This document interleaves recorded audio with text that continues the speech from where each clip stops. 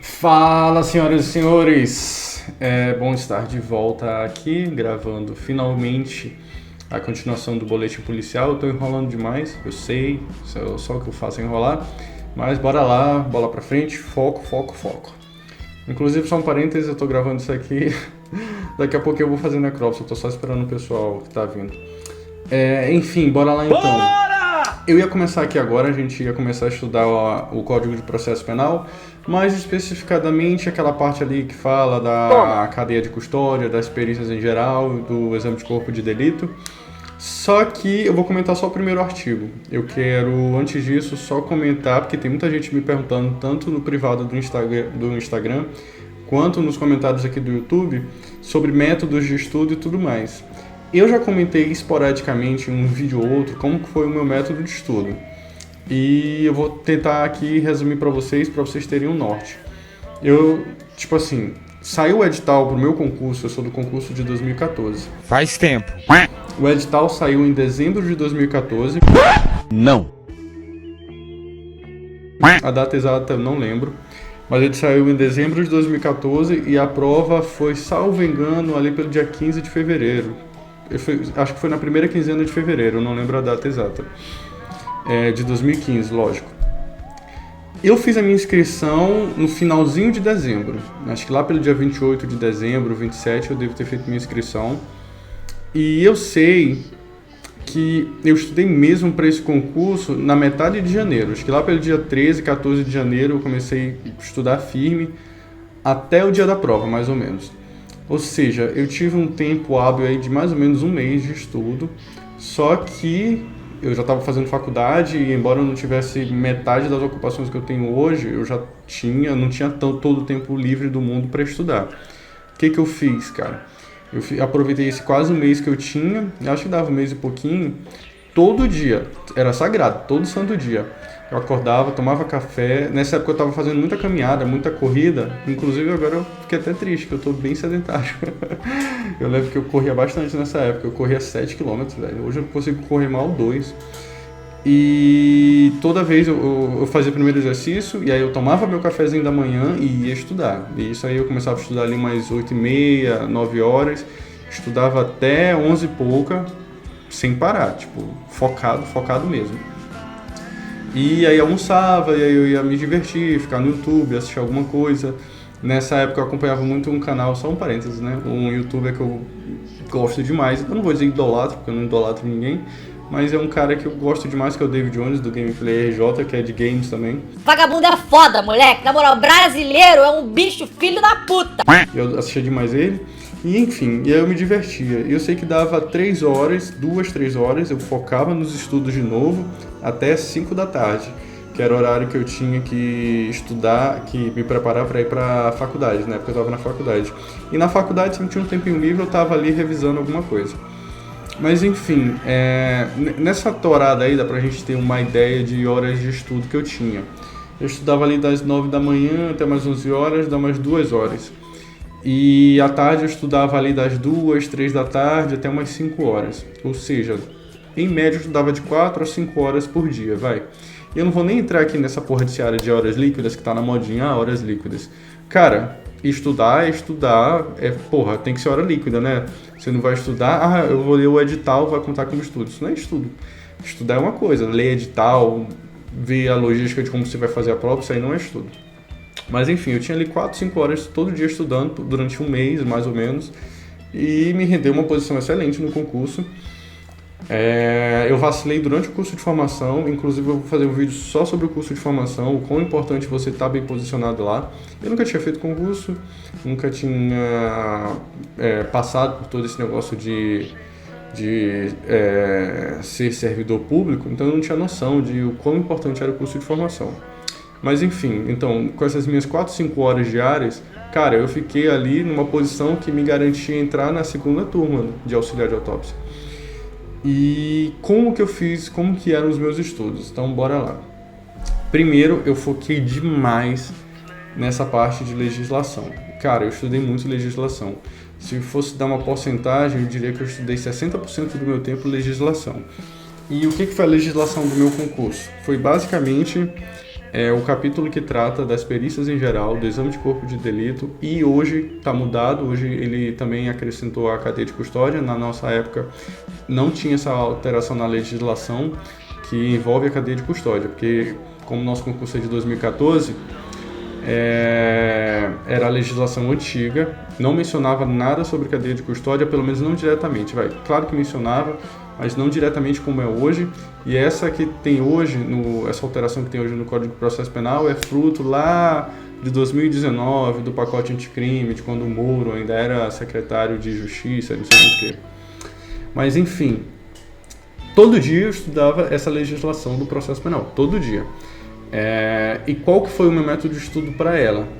Você pega essa lei, pode ser no celular, pode ser no computador, não tem segredo, você só precisa ter acesso a ela, pode ser impressa. Pega lá o artigo 158, que é o que começa lá, que sempre que... Isso aqui eu vou dizer, não é ipsiliteris, é mais ou menos o que eu lembro, eu vou até checar aqui depois. Toda vez que a infração deixar vestígios, será indispensável o exame de corpo de delito, não podendo supri-lo a confissão do acusado. Salvo engano, é isso que fala. Cara, pega aquilo ali e escreve com as suas palavras, bota assim de caneta no papel, de lápis, tanto faz, de carvão, taca assim, artigo 158. Quando a infração deixar vestígios ou pistas ou provas, qualquer coisa que você remeta àquela ideia geral da legislação, tem que fazer o exame de corpo de delito. Não pode ficar sem fazer o exame de corpo de delito. Mesmo que aquele cara que está sendo investigado, que está sendo acusado, o PEBA, mesmo que ele confesse, tem que investigar essa porra. E é isso, cara. Decora desse jeitinho. Pode parecer sacanagem, ridículo, velho, mas é muito mais fácil você lembrar com as suas palavras, do seu jeito de raciocinar, do que você lembrar da droga da legislação formal, das palavras formais que constam na letra da lei. Vai por mim. E eu tinha uma coisa minha que era de xingar. Cara, eu xingo demais. Eu xingava assim, filho da puta, deixa vestígio, tem que investigar. Porra, eu escrevia desse jeito. Porque eu, sei lá, acho que pra mim era mais fácil. Inclusive, eu vou até parar de falar que é pra não botar muito pi aqui nesse vídeo do YouTube. E meu vídeo do YouTube também não dá problema aqui pro meu canal. Mas enfim, eu fiz isso. Eu peguei do artigo 158 ao 184, que é todo esse capítulo. Mais importante é a Bíblia do perito e do auxiliar de autópsia. E traduzi para o meu mundo, com as minhas palavras, do meu jeito de pensar, do meu jeito de raciocinar, traduzi bonitinho. E depois esse papel que eu escrevi com a minha letra, com a minha forma de pensar, eu andava com ele para cima e para baixo. Eu escrevi numa folha de A4 e aquilo ali estava amassadíssimo, cara. Tava rasgou mesmo. Eu lembro que rasgou, eu peguei uma fita do Lex, eu tinha preguiça de copiar de novo. Passei atrás, bicho, onde eu tava, eu decorava aquilo ali durante um mês. Porra, um mês, gente, é pouquíssimo tempo. Eu sei que é chato, eu sei que é super cansativo, irritante, mas, porra, você decora aquilo ali. A gente é criança, a gente aprende a rezar o Pai Nosso, gente. Eu aprendi a rezar o Pai Nosso, eu acho uma chatice. Desculpa, assim, não é questão de criticar a religião, mas eu sou ateu. Então, porra, eu achava uma chatice, mas eu aprendi. Por que você não vai aprender uma legislação simplesinha dessa, que é até interessante, pô, é um tema super interessante, um tema bacana de se aprender. E aí você decora isso, aprende, beleza, chuchu, beleza. E aí a gente vai para as outras legislações, porque não é só essa parte do Código de Processo Penal que cai. Aparentemente que vai cair também no próximo concurso. Eu aposto muito, não vai mudar, vai cair normas regulamentadoras, que são basicamente emanações do poder público sobre como se deve se dar um ambiente de trabalho, como se deve dar o trabalho da pessoa que trabalha sentada no computador, como se deve dar toda a legislação referente a perigos de incêndio, perigos de contaminação biológica e tudo mais. Então, você tem que pegar essas normas regulamentadoras, pelo menos dar uma espiadinha ali. Eu não vou dizer que você tem que fazer o mesmo sistema de enfiar aquela lei ali na sua cabeça que você vai fazer aqui no Código de Processo Penal, não. Porque o Código de Processo Penal é muito mais importante, vai ter muito mais questões sobre o Código de Processo Penal, dessa parte das perícias em geral, do que sobre norma regulamentadora. Mas, pelo menos você passar os olhos nas normas regulamentadoras e revisar aquilo ali um dia sim, um dia não, um dia sim, um dia não, é bem importante. Porque não só para o seu concurso, é importante você saber isso para a sua vida também. Mas cai no concurso, gente, eu não vou mentir não, cai e, porra, é bem bacana se você conseguir acertar naquilo ali, pegar um diferencial do seu concorrente, pegar uns degrauzinhos a mais, é ótimo. Então é isso, eu falei sobre o Código de Processo Penal, sobre as normas regulamentadoras e a última legislação que eu acho que é quase certo de que vai cair é a Lei Orgânica do Servidor Público de Goiás. Eu vou deixar aqui nos comentários do vídeo as legislações que vocês têm que estudar, ou pelo menos que eu imagino que vai cair no concurso. E essa legislação ela sofreu alteração. A nossa antiga legislação era 10.460, acho que de 2010, que foi a que a gente teve que estudar. Não, eu vou adiantar, eu acho que não tem que estudar toda, você só estuda alguns tópicos lá, até porque ela toda é gigante. Eu lembro que tinha para mais de 100 artigos, bem mais de 100 artigos. Eu não lembro essa nova, acho que eu nunca nem dei uma olhada, ela é de 2020 e eu vou deixar aqui nos comentários para vocês darem uma olhada também. Mas, tipo assim, primeiro dá uma olhada em todos os artigos. Eu sei que é chato, vai ter coisa ali que você nunca vai nem ver na vida, mas dá uma olhada em geral e depois você foca só no que realmente importa, questão de aposentadoria, exoneração e tudo mais. E, bom, basicamente é isso sobre legislação, pessoal, que pra mim é a parte mais importante do concurso, é legislação. E aí depois o que é essencial que todo mundo estude é anatomia. Gente, não tem como fazer essa prova sem saber anatomia. Vocês têm que estudar anatomia. E o que eu recomendo para fazer em anatomia? Eu não sou da área de biológicas, então eu sou um zero à esquerda em termos de querer ensinar vocês alguma coisa de anatomia.